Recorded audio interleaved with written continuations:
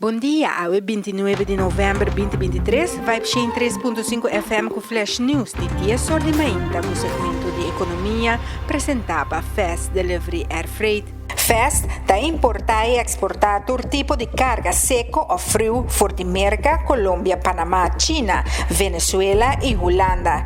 Entre outros, está incluir todo o processo de documento e aduana para poder chegar na oficina of CAS. Llama a WO na 588-0640 of visita-nos na Rumba Strat 20. Dato ng analysis de economia mundial, América, Europa, divisa da área de Euro e Reino Unido, China e três países latino-americanos, como Argentina, Chile e México, em geral, na 2023, estava tendo crescimento mais grande que a espera.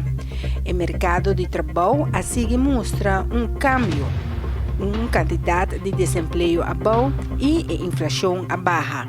Pero queda alto de medio de aumento de interesse básico do Banco Central, que agora indica que a mesa queda alto para mais tempo.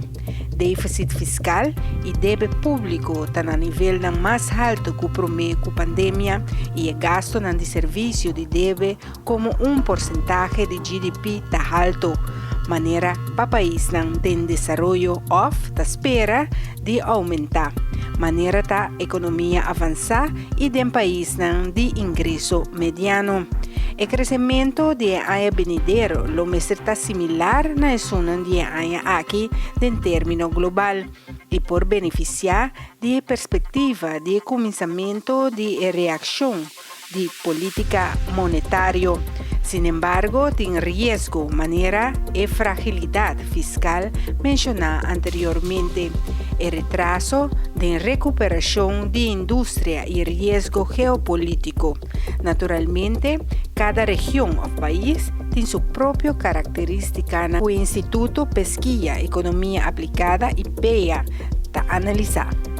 Meu nome é Farah Bukout e essa aqui da Vibe 103.5 FM Flash News, com seu segmento de economia apresentava Fast Delivery Air Freight.